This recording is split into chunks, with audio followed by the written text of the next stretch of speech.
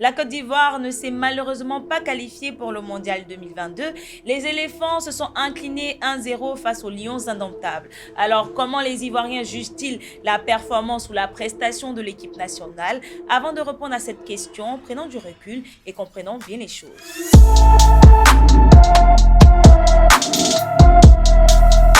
La Coupe du monde de football est une compétition organisée par la FIFA, Fédération internationale de football association, qui réunit les meilleures sélections nationales.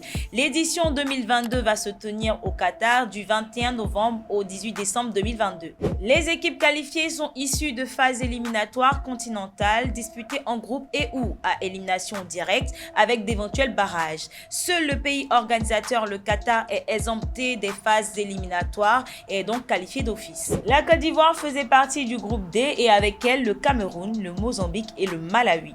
Premier de ce groupe-là avec 13 points, la Côte d'Ivoire avait seulement un point d'avance sur le Cameroun et cette confrontation était décisive en vue des qualifications.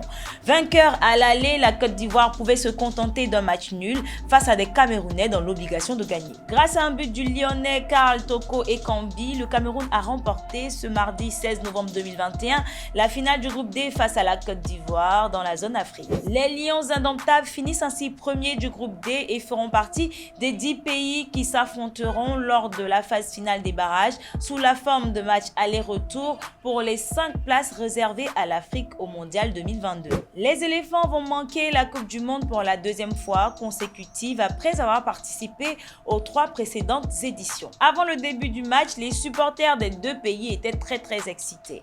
À la fin du match, les Camerounais se sont bien moqués des Ivoiriens. Comme on le dit, c'est l'Afrique qui gagne, mais franchement, ça fait très mal. Revenons au point de vue des Ivoiriens sur la performance de l'équipe nationale. Pour plusieurs, l'équipe nationale n'est plus performante. Ils ne savent pas si c'est le talent qui manque ou si c'est l'entraîneur le problème. Aussi, le système de jeu était très mauvais. Les joueurs ont abordé ce match avec la peur. Il nous fallait plus de mobilité et de vitesse. Ça se comprend parce que les joueurs de la nouvelle génération ne mettent plus le cœur quand ils viennent à l'équipe nationale. Selon certains, la présence de Wilfried Zaha aurait changé le jeu. C'est à cause de tout cela que plusieurs personnes ne soutiennent plus l'équipe nationale.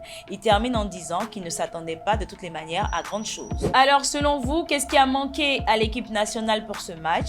Qu'est-ce qu'il faut pour que les joueurs soient au top? Doit-on passer au dégraissage de l'équipe technique jusqu'aux joueurs? Réagissez en commentaire, likez et partagez cette vidéo au maximum. Abonnez-vous à nos différents réseaux et nous, on se retrouve très prochainement pour une autre vidéo. D'ici là, portez-vous bien.